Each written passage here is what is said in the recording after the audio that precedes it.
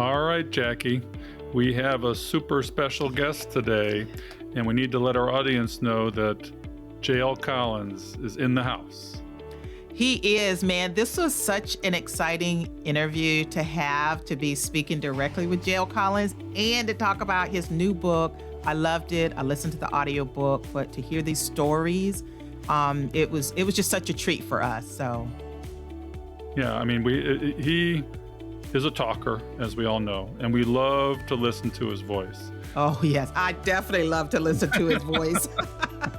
So you get to listen to his voice this week and next week, just like the first time around with an episode on Simple Path to Wealth. This episode on Pathfinders and other stories was long enough that we needed to break it up into 2 episodes. So today is part 1, next week is part 2. Welcome to Catching Up to FI, a podcast on mindset, money, and life for late starters of any age on their journey to financial independence. I'm Bill, and I'm a late starter. I'm Jackie, and I'm also a late starter, and we're your host. We're here to help you on your journey to financial independence, no matter where you're starting. We're going to talk to experts, other late starters, and explore topics related to our mission. Join us as we catch up to FI together. Hello, and welcome back to Catching Up to FI. I'm Bill Yount, and I'm here with my co-host, Jackie Koski. How are you today, Jackie? Hey, Bill, I'm doing good. I'm so excited about our interview today, and I am honored that you invited me to join to speak with our guest today. I'm excited. All right. You know, your discovery of J.L. Collins was on his website back originally. How'd you find him? Oh my gosh, it was back in the day. And I'm having the same issue as he is in terms of trying to teach my daughter about money and personal finance and investing. And when I saw his letters on the website and he was talking about the fact that he was writing them to his daughter because he wanted to teach her these things. And so he put them in little letters. And as you know, I had a book that I wrote 10 years ago, and it's called Money Letters to My Daughter. So I'm like, oh my God, we have a very similar line of thought. We want to teach our kids about money. So ever since then, it had my heart. He's talking to his daughter. I felt every single word he was saying and how genuine it was to say, hey, these are the things I'm telling my daughter. So we were like voyeurs watching him and listening to him share all of this. And I just loved it. So ever since then, everything J.L. Collins, I was all about. So Simple Path to Wealth and now Pathfinders, I'm just thrilled. And it's just so great to be able to chat with him today. Well, how are you doing, JL? I'm doing great, and I feel even better with all those nice warm words. Thank you for having me back on the show. And Jackie, I'm glad that you're going to be part of this. Without spoiling the fun, we'll just send you back to listen to those shows after you fully enjoyed this one. Now, in case you don't know who he is, JL is known in the FI community as the Godfather of FI. He's first and foremost a husband to Jane and a father to Jessica. Were it not for this family, we would not have the Simple Path to Wealth, your roadmap to financial independence and a rich life. As any responsible father would, JL tried gently beating Jess over the head with his vast and practical financial knowledge from infancy on up. In college, Jess countered with, quote, I know money is important. I just don't want to spend my life thinking about it, end quote. Frustrated but not thwarted, JL wrote loving money letters to his daughter that became his blog, JL Collins NH, and ultimately became the book, the Bible of FI. Once you read it, you cannot unsee the simple path. But JL at base is really a simple storyteller or guide in a monk's humble robes and sunglasses.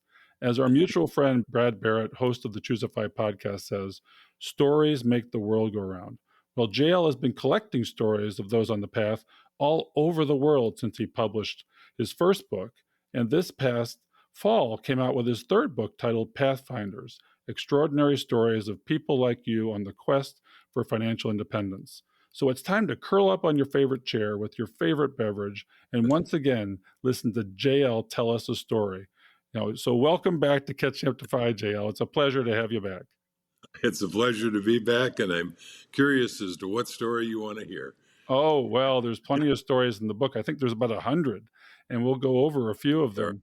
But first, before we jump into the book, I have a burning question that I realize I'm not sure I've ever heard the answer to on a podcast. What does JL stand for? It stands for James Linton. Oh, Mm, interesting. okay. All right. Have you ever revealed that on the podcast?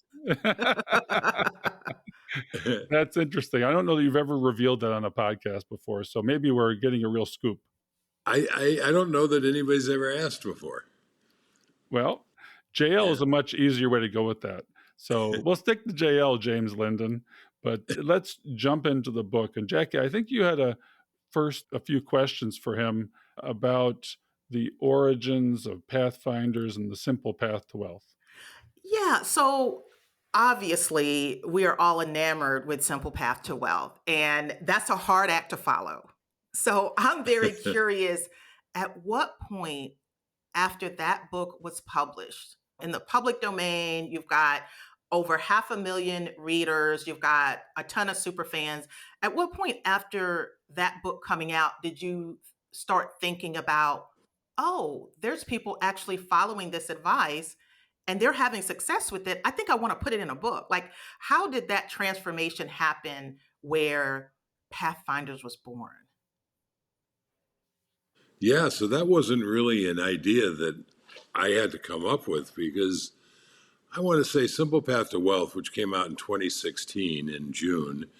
So, probably by the end of that year, the beginning of 2017, I started hearing from people who had read the book and were telling me about how they had taken the principles and lessons in it and applied it to their own unique circumstances. And that was fascinating because I wrote this book for my daughter. I mean, I was once asked, why is the advice so specific? And it's the answer to that is, well, because this is exactly what I'm telling my daughter to do, which of course is very specific. And she was in college when I was writing it. So at the beginning of her journey, she's an American.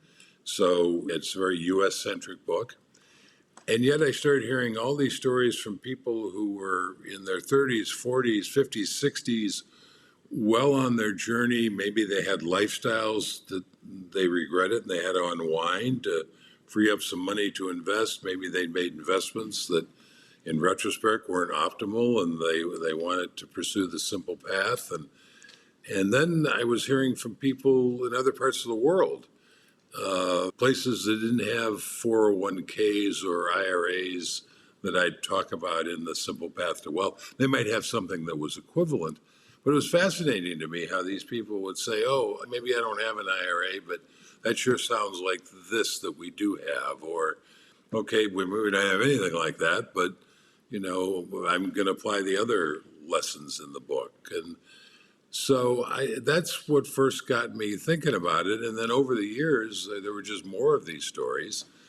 And I took some of them and created case studies that are on the blog. I want to say there are 15 of them. And that was my original idea, actually, for the book, was to bring these 13, 15, 16, whatever it was, case studies into a book form. But when Harriman House, my publisher, reached out, and that was what I was telling them, in our conversations, it kind of morphed into, well, why don't we seek more stories and have more, and they're short, because case studies were pretty long, and have more shorter stories. So now, as Bill alluded to, there's about 100 in Pathfinders. They range from a few paragraphs long to a few pages, and they cover a much wider spectrum than if I'd done the case studies alone. And by the way, there are a couple of vignettes from people who had their case studies on the blog. Yeah, that is actually one of my favorite, was one that was written on the blog. I didn't realize it was on the blog, but that's fascinating. So really, people reached out to you and said, here's my story. And they sort of gave you your marching orders that we think that there's a lot of people that has benefited from your path. So when you started getting people writing their own stories, did you find people any other way than just them sending in your stories? Well, so first of all, when my editor, Chris at Harriman House, and I came up with the idea that we wanted to have more stories in a shorter format, At that point, I reached out to my audience and actively sought out the stories. Until that point, I had been hearing them. They'd been coming to me, but I hadn't been collecting them. I hadn't been saving them, other than the ones that were case studies. So we reached out, or I reached out on Twitter and Facebook and on the blog and asked, and we didn't know if what kind of response we'd get, if there would be enough for a book. Well, it turns out there was more than enough for a book. The challenge became, how do we choose from all these great stories? And so the book is a manageable size. And so, but that was a labor of love. That was a lot of fun. If you ask for that, I'm thinking you got a lot of responses because there's a lot of people reading and benefiting from your book. So then you had the task of sifting through them. That's Right. awesome. Yeah, we didn't know. We were nervous. Are we going to get like 12? But no, we had more than enough. And so, yeah, it was They were also from all over the world. And all that's over. one of the interesting things to me about this book is that it's not US centric at all. If anything, there may even be almost a majority of countries all over the world that are represented. And we'll get into some of those stories here. I just want to let the audience know that the book is divided into 9 sections. And the sections include freedom, debt, saving, lifestyle inflation, investing, FU money, of course, staying the course, family, and endgame. There's some sections in here that are unique to these stories, and you break things up into these with the stories that are very punchy and bring your message across very strongly in the story fashion. So it must have been very gratifying for you to see that your impact all over the world. Yeah, so one of the things that was gratifying is, and there are stories from all over the world because we got stories from all over the world. In fact, we have stories from every continent except Antarctica. And I made that comment in an interview, and I promptly got an email from somebody who said, for the last, I think it was 6 years, I've been living in Antarctica doing research, and if only I'd known, I would have sent you my story. So even we didn't get a story from Antarctica, but evidently there are readers in Antarctica, at least one reader in Antarctica. Well, that's just fascinating. I mean, how many copies has your book sold now? Last time we talked, it was over 600,000, and I'm sure that's becoming exponential with your message reaching so far. How many copies are you up to now? The last time I checked, it was, I want to say 670,000 copies. Now that includes the print, Kindle, Audible, and to a much lesser extent, the books that have been published around the world in other languages. You know, Wow, that is mind blowing, JL. Mind blowing. Look at how many lives you have touched with that book. it is stunning to me as well. I mean, when I wrote this book, I never dreamed. In fact, I remember when I was getting ready to publish it, and it took me 3 years to write it, and so I had a lot of blood, sweat, and tears into this thing, and I began to wonder, what does success look like? And so I started asking people in the business, and I heard things like, well, most books, don't sell anything. I mean, if you get to 1,000 copies, that's kind of a success. If you get to 5,000 copies, that's really good.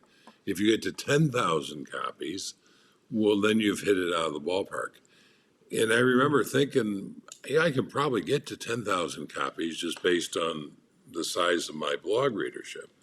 But I never dreamed that it would get into, and it didn't happen the first year or two. It started pretty slowly, and then it just has kept growing. And so, yeah, that's really gratifying too. It's selling, well, in 2021 during COVID was the high for annual sales. But since then, this year and last, which are about equivalent, are short of that high watermark year, are record years. So seems like it's going to have some legs. Yeah, well, this book, Pathfinders, is going to resonate with your audience equally because it's a great companion piece to Simple Path to Wealth that was written for one person in particular, your daughter, but it went viral to all these other people. And now we get to see and get a peek into the impacts this has had on folks. Now, we start your book with freedom, which is an interesting concept to start with because you had focused on pretty much investing and how do you do this in the mechanics. This is sort of the soft science of the simple path to wealth. And there's a couple of great quotes you have to start this chapter off. And one from Groucho Marx says, "Money frees you from doing things you dislike. Since I dislike doing nearly everything, money is very handy." I love that quote.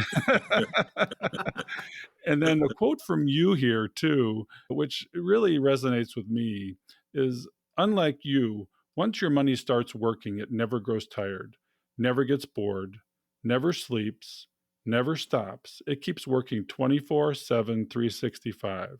You can deploy it across many tasks so that even as some may fail, others prosper. It will keep working for you as long as you live. And after you die, it will keep right on working for whomever or whatever you have told to it. So freedom is not just during our lifetimes. Give us your concept of how the simple path and Pathfinders personifies freedom. Yeah, so freedom for me is kind of why bother doing this, right? I mean, why not just go out and squander every dime that comes your way? And the answer to that in my mind is that of all the things that money can buy, the single thing that was most valuable to me anyway was my financial freedom. And it's hard for me to conceive of anybody else making a different choice if they understood that that is a choice available to them. I don't think most people even consider or are aware that one of the things they can spend their money on is buying their freedom. And of course, that means, as Groucho Marx said, freedom from doing things you don't necessarily want to do, freedom from having to rely on your own ability to earn money in order to take care of yourself, because that ability might go away. I saw it go away as my father's health deteriorated from his cigarette smoking. So, yeah, I mean, and then when you have that financial freedom, there's so many more options available to you in the world with how you live your life and what you choose to do, that I've spent every dime that's ever come into my possession.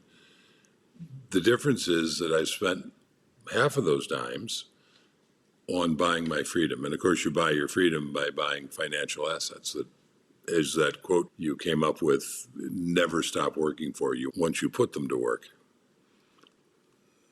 What does freedom mean to you, Jackie? Gosh, I could never say it more eloquently than J.L. Collins.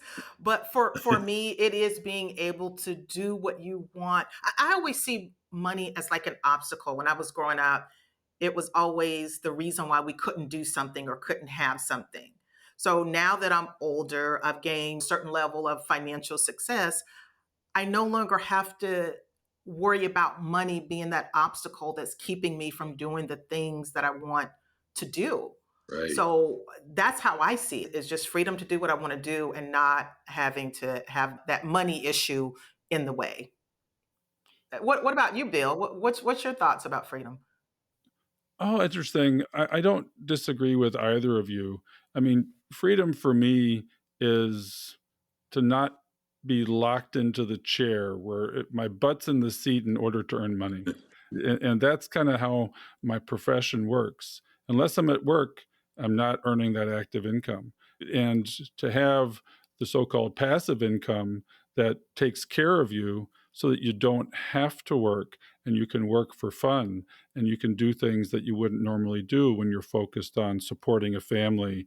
And uh, so to get out of the day job and into the life job would be the way I look at it. But the way your audience looked at it is kind of interesting too. I have a few stories from the book, and Paul M. from Cologne, USA. And this is a guy I've actually met and will be on the show. He's a friend of yours. And he wrote the story, The Freedom to Choose. And his story goes that I was 44 years old, and this speaks to our late starter audience. Debt free, other than a mortgage that would be soon underwater, but also investment and savings free. I had been in the workforce for 25 years and was starting over. Fewer than 15 years from having to start over in life, when I have to make a decision between money and time, I now have the freedom to choose time. You remember this story, JL? I do, yeah. It's coming back to me, and I certainly remember Paul. I'm still in touch with him. Well, he's writing a book that will be coming out, and we're going to talk to him about that. I can't reveal much more than that, but I think he met you at a CUtFI, and he's come up with a very unique idea that I think will do very well in the space. I've actually read his first draft, and I agree. I think it's a very cool idea. All right. Well, there's other stories in this chapter about freedom that I want to share with our audience too. And one is from Tiffany S. in Vermont, USA. And she titles hers The Two Kinds of Wealth. And she says, I grew up thinking that if someone had a flushing toilet in their house, they were well off. If they had two toilets, they were rich. This is a really interesting concept of wealth, don't you think, guys? I love that particular take. I'd forgotten that it came from Tiffany, but I talk about the toilets, and then another one that I like is one of the stories is from a guy who grew up as an migrant farm worker.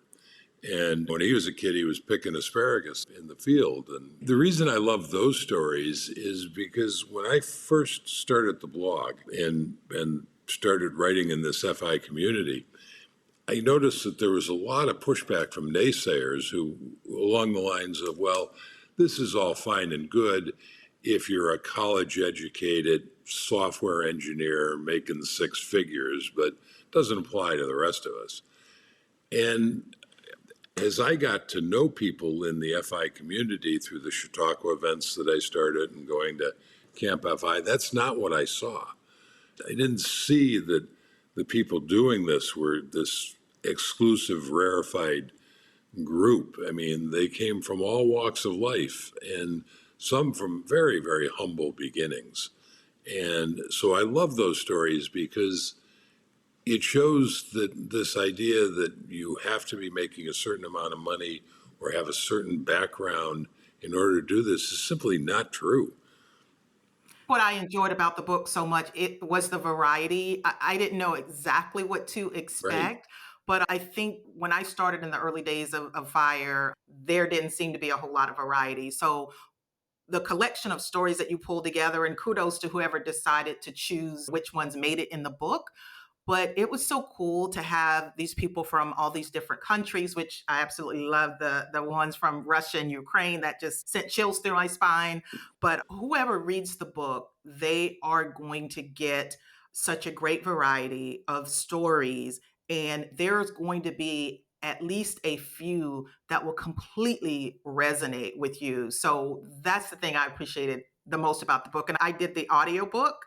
So I loved just not knowing what was coming up, and I didn't preview the table of contents or anything. So it was so fun to see what was coming up next. I didn't know how long they were going to be. I didn't know where the story was going to go for each person. And it was just very cool. And I appreciated kind of getting all these different perspectives.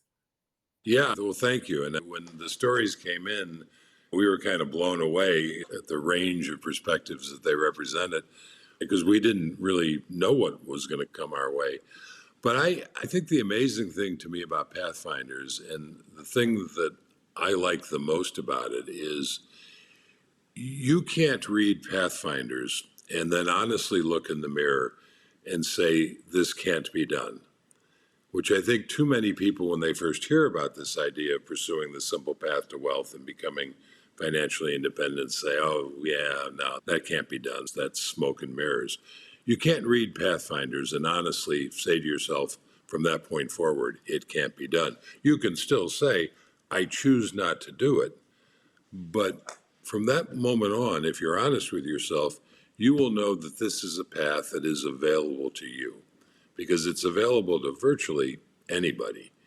And certainly it's available to anybody who is able to listen to our conversation, who's able to listen to this podcast. I think I can pretty safely say that nobody who hears this is this path beyond. Yeah, that, and you can't unsee it. It's and hard. You can't see it. It's hard not to choose the path after you've seen it when you realize the power of it. I mean, there's a story in this chapter also from Out of the Box Traveler in Canada called Minimum Wage but Maximum Freedom. Another one of my favorites. And this person says people without college degrees might be interested to know that 3 months of work in the winter is often enough to fund my entire year's expenses. Now, that's not a lifestyle that everybody leads. And every lifestyle in this book is unique. And you can find elements of your challenges and your opportunities in almost every one of these stories. And one or two of them probably will resonate with you profoundly. There are late starter stories in this book, and I would encourage our late starter audience to read it and find them and realize that their story could be in this book too. Yeah, absolutely. And the other thing about that Canadian guy you were just talking about is not only is he covering all of his expenses, but he's also building his wealth.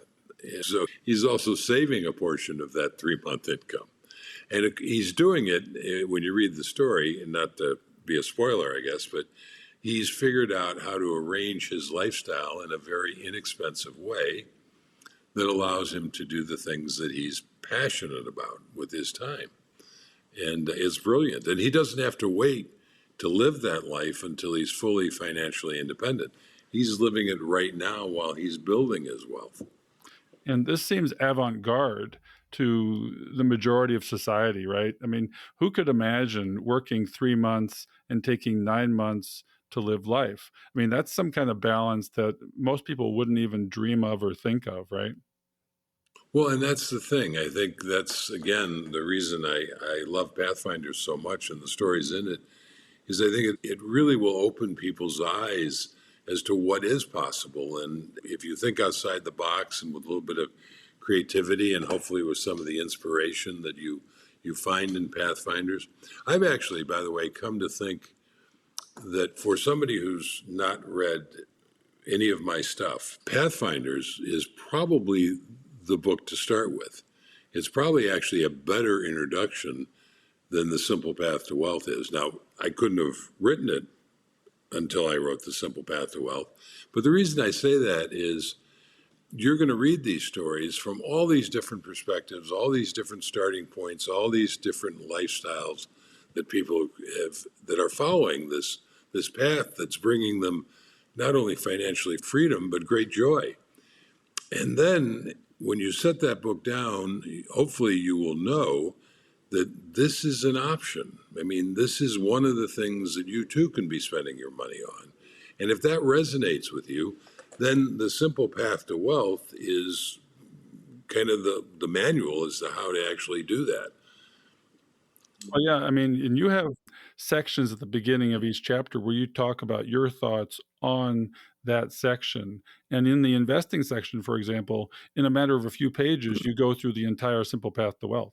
And you outline 10 things you got to do, and you boil it down towards, I mean, you could read this book and come away with it with all the knowledge you need to get started on the path. That's good to hear, because that was one of my goals, is that if this is the only thing you read, that you can understand why it's something to consider, and then you can get started if you choose. So it makes it so accessible. And JL, I kind of thought of it that way too, like with the Pathfinders versus Simple Path to Wealth. Pathfinders, it taps into your emotional side and your psychology. And these stories are fleshed out from real everyday people. They're not content creators. They're not bloggers, podcasters, whatever. These are everyday people, and this is their life, and they were willing to share their lives. And so that tapped into my emotional side and got me thinking, and will get most people thinking. So probably one of their conclusions would be, well, I think I can do it too. So what do I do now? And then that's when they would hit the Simple Path to Wealth, where, like you said, it's more of the funny instruction manual that will get them there. So yeah, I think it could go either way, but some people are just more drawn to a story, seeing someone else actually accomplishing it, and tapping into like how they think about it. And that kind of gets them more motivated to where now they're ready to do something. And again, it's not something just for some remote group of people that I can't relate to, right? Right. No, absolutely. Exactly. Let's move on to the next section, because this is where we want to have freedom, but this is where kind of you see the journey starting. And you have very strong opinions on debt.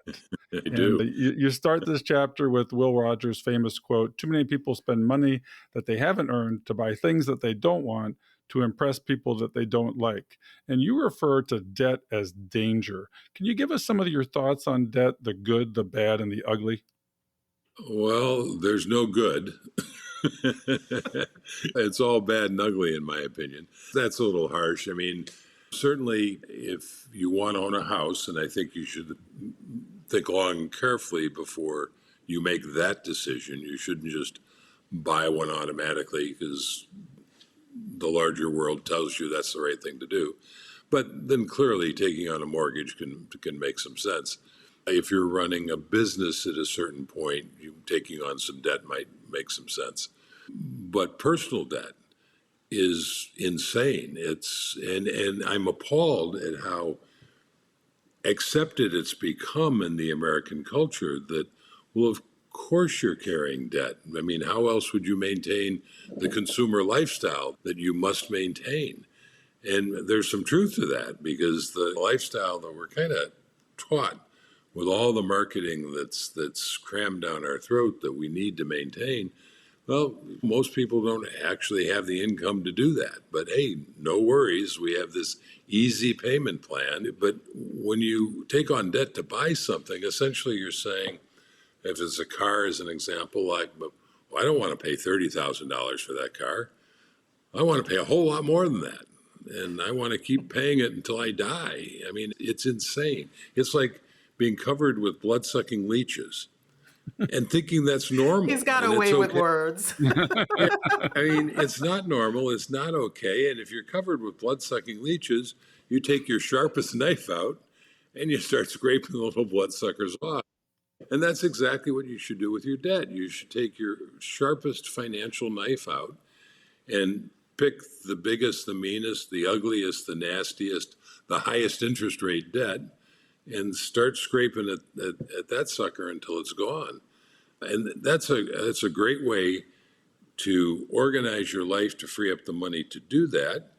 You get a great return when you pay off high interest rate debt, because essentially it's getting whatever that interest rate is, that's the guaranteed return you're getting by paying it down.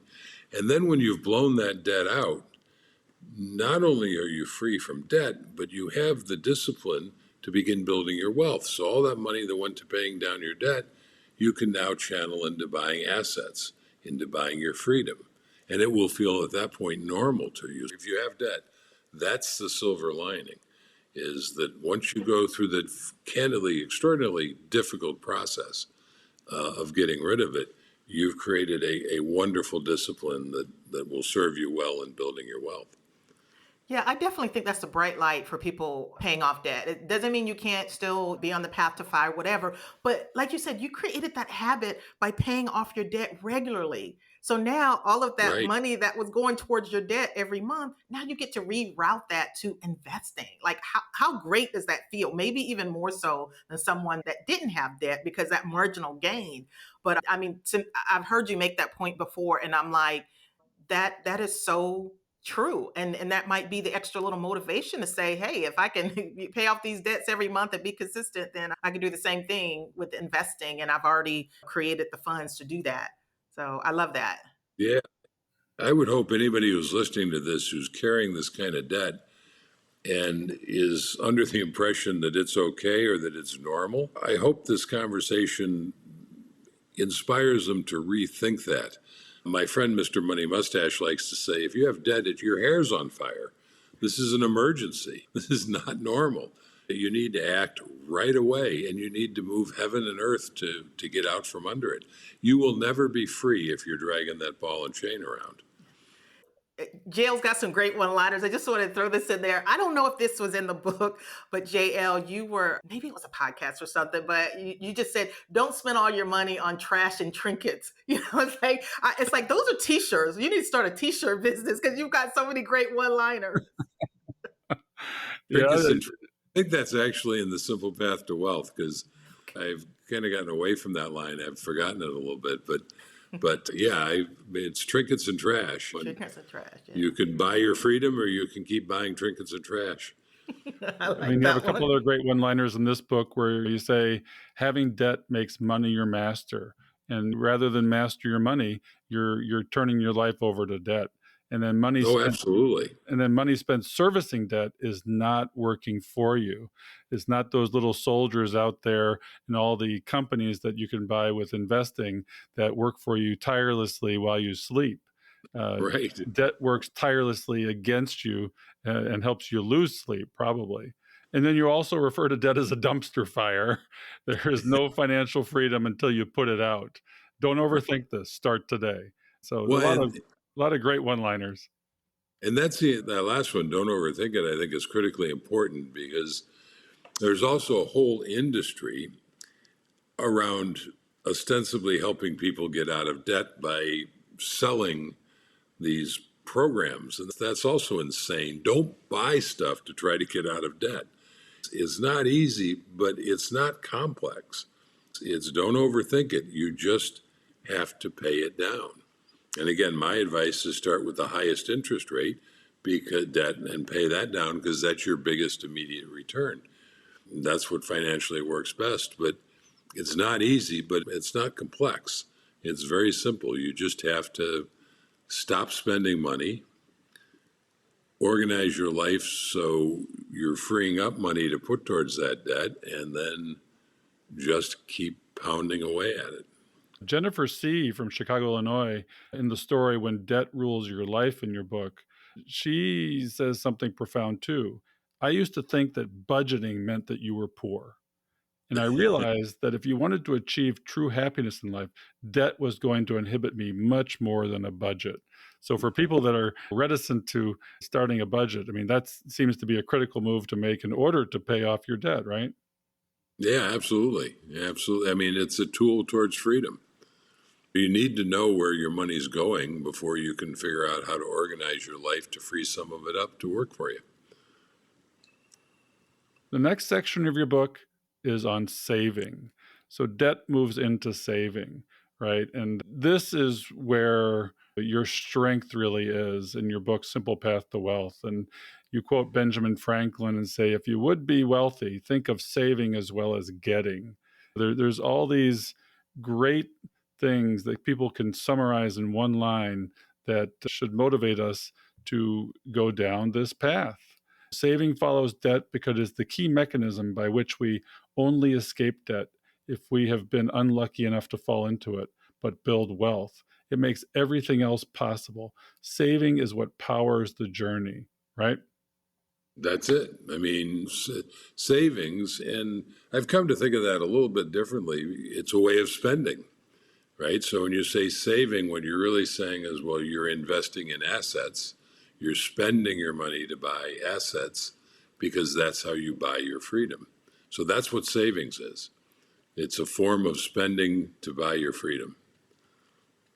There's another great T-shirt. Maybe, Jackie, we have a little side hustle here. We should Yeah, we'll chat after the recording. Yeah. Yeah, I mean, I think this is true. We got VTSAX and chill. That's definitely out there. But there's a lot more things that could be T-shirts for the FI world. Yeah, I don't know who came up with that VTX and chill line. I wish I could claim it, but it's not mine. But it's a great line. Yeah. And then what you say to encourage our late starters in your book is that young or old, and a lot of us feel old when we start our journey here in our community.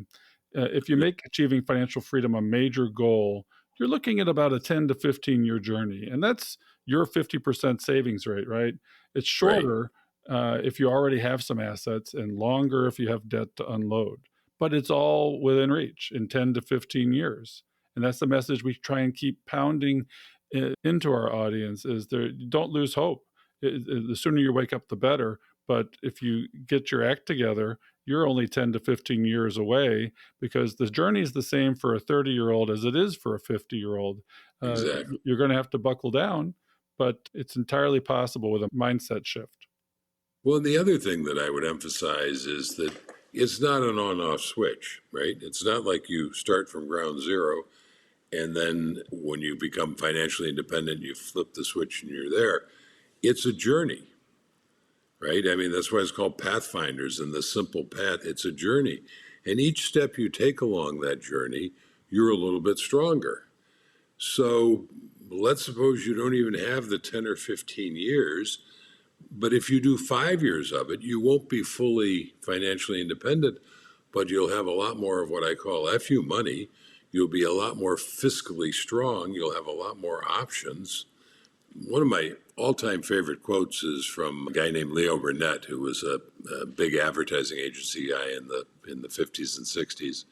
And the quote is, if you reach for a star, you might not get one, but you won't come up with a handful of mud either.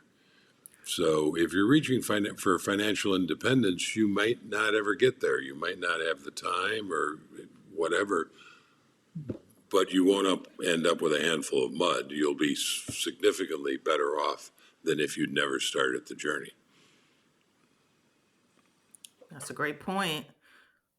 Well, I know the savings is like a big deal. One of my earliest savings things, I saved these $2 bills, which is what's in the background there. So there's a lot of really good stories about that. And like Bill said, being a part of catching up to FI, we feel like we're behind. And the first step is just to start to save and get that going. So yeah, I love Bill. Yeah. Was there some stories in that section that you liked in particular? Oh, yeah, absolutely. And they're funny too.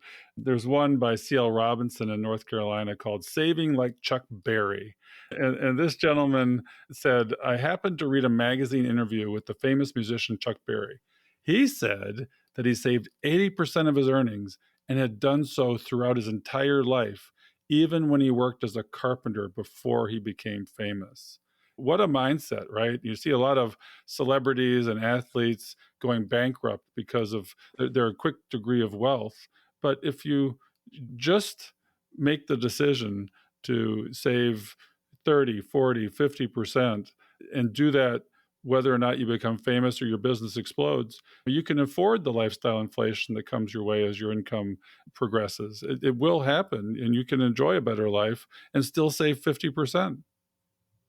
Yeah, almost no matter what you make, no matter what your income is, if you save a portion of it, a strong portion of it, you will become financially independent.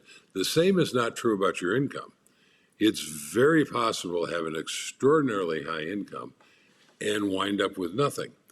And there are examples too numerous to mention especially it tends to be with people who come into money quickly and early. So I'm thinking people in the entertainment industry, in sports stars, even lawyers and doctors and who tend to spend a long time and in school and then suddenly they're making a lot of money. They don't necessarily become financially independent. A lot of them become broke. Mike Tyson, who I pick on in my book, The Simple Path to Wealth, and I realize I'm a little insane to be picking on Mike Tyson of all people. And by the way, if Mr. Tyson's listening, I have profound respect for his athletic prowess and his boxing. But this is a guy that made, I think, $400 million in his career and wound up broke for two reasons, I think. One is that nobody ever taught him that money could do things other than buy trinkets and trash. And he bought very expensive trinkets, make no mistake. But also those kinds of people, and this doesn't just apply to athletes, but it applies equally to doctors and lawyers. And there's lots of sharks circling them, wanting a piece of that income. And if they're not very careful and very astute, then those sharks are going to get a lot of that income. I think that's what happened to Mr. Tyson. I've seen it happen to doctors and lawyers, and there's lots of other stories of athletes and actors and musicians where they tragically wind up broke. That's a good segue into the next section of your book, which I think is a really important one. You talked about doctors. I'm one of those, and I succumbed to lifestyle inflation. And you talk about that, and you give us a few rules of the road for lifestyle inflation. Can you elaborate a little bit on what you think are the rules of the road for what happens when you succumb to this? Oh, my memory's not nearly good enough. You have to prompt me. Okay. Well, you say people may notice if you don't live like them. That's okay. Right. That's critical. That was my own experience when I went in my corporate career and I was saving 50% of my income back in the day. And I was living a very comfortable life. I didn't want for anything, but I was not living the same life that my peers who were spending all their money were living. And that gap was noticeable at times. But I didn't care because I was spending my money on the single thing that was most important to me. But I didn't know anybody else. This is long before the internet and even computers. I didn't know anybody else who was making that choice. There was no way to connect with people who were doing this because we're absolute unicorns. I think we still are, but now we have podcasts like yours and the internet that allows these random unicorns who are alone in their immediate environment with their friends and family and the way they think. But then they can come here and say, "Oh, yeah, I'm not alone in thinking this way." It's just a more rarefied way of thinking. Yeah, I actually had a favorite letter in that section. It was called The Happiness Quest. It was like he was in the military and then he became a cop after he got out. And he was going up and down in terms of his lifestyle inflation. And there was a point where he actually felt happier when he had lifestyle deflation. And in the end, he just basically said to me, like, this was like a full spectrum of the hedonic adaptation where he would get the happiness, level out, and then that's the norm. And then even when he went back down, it was the same thing. So for me, listening to that, I felt the highs and lows that he was having. Right. So it was just kind of cool to, again, I did the audio book. So just listening to how his happiness wasn't necessarily dependent on the how much money he was making or the inflation in his lifestyle, because he would always sort of get used to that level. And I think that's how most of Right. us are as human beings. So that was one of my favorite ones in that section. Bill, did you have a good one in that section? Before Oh, we move on to Bill, if I okay. may, Yeah, I that's the do. story where he talks about his burrito, right? Yes, he talks about his Yeah. burrito. Yeah, so I love that because he talks about when he's a patrolman, he's limited to in a very specific area of the city where he works as a cop. And of course, while he's on patrol, he can't leave that area. But his favorite burrito place is outside of his patrol area. So he only gets to go to his favorite burrito place once a week when he's off duty. When he gets promoted and becomes a detective and he can go anywhere in the city, he suddenly can eat at his burrito place a lot more frequently, and it diminishes his enjoyment of the burrito.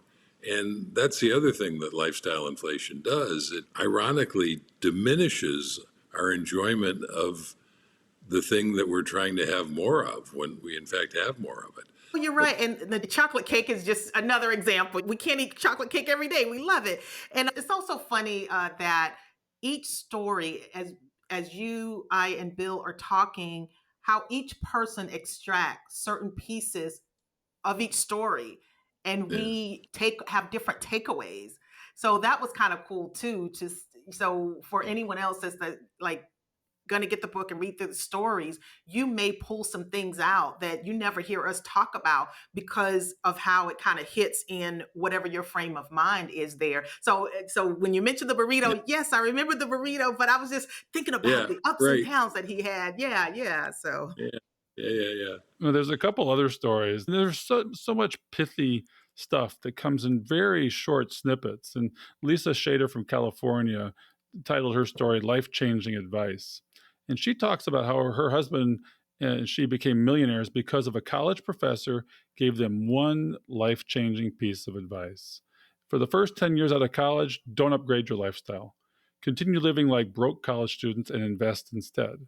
But because of compound interest, the opportunity cost of upgrading your lifestyle when you're young is astronomical. I mean, Warren Buffett talks about his wife wanting to buy a couch, and she says the couch costs $2,000. He said, no, it doesn't.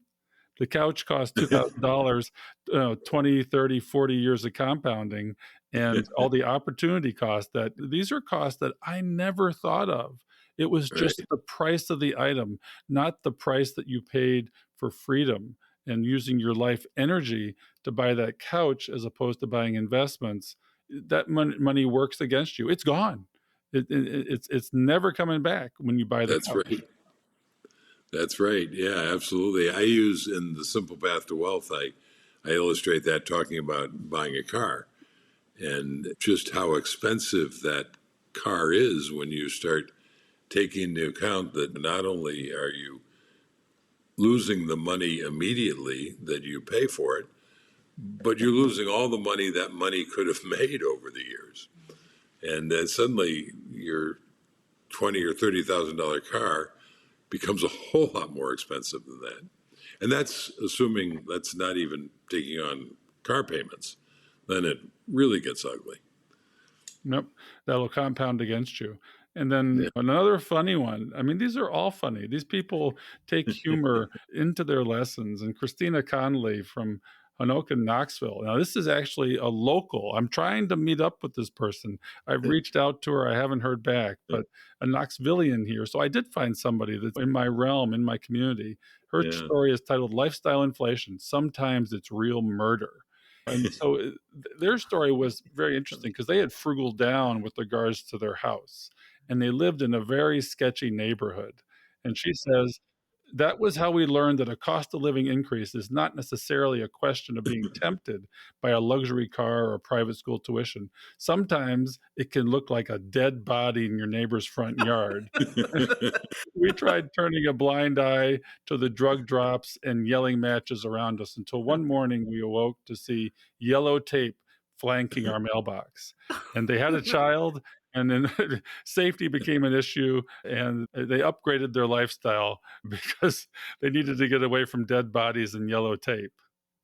It's important to remember that because we are kind of emphasizing saving and investing money to buy your freedom, but it's important to remember that you do that to make your life better. And if you're waking up in the morning and looking out your window at dead bodies, you might want to take some of that money you've been investing and divert it to moving, right? So, No, absolutely. And the final one for this section that I want to tell, and I'm sorry for telling too many stories and taking away from you, JL, but these not at all. stories I'm loving it. these stories really resonate with me. And this guy, David Bean in San Jose, his story was titled, I was a cheap ass and I'm not proud. He talks about life was not all good news. I struggle with spending money in certain situations. I even hesitated to take my girlfriend at the time out to movies, even when I knew that we would both enjoy it, because as the fire joke grows or says, I could retire 52 seconds earlier. And if I had saved the money instead, if you're thinking I was being a cheap ass, I was, and I'm not proud of it. I have come to realize that I should be optimizing for long-term happiness and not to retirement. The simple path to wealth doesn't require sacrificing your happiness for wealth. That's something I came up with all on my own. In fact, I believe happiness is one of the many reasons to walk the path. Yeah, I mean, I agree with that. And you alluded a little bit ago, I think we were talking about the advice from the professor to live like a student for 10 years.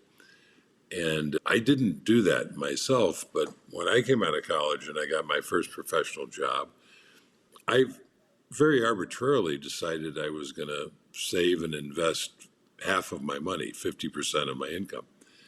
And again, there was no internet. I didn't know anybody else who thought this way.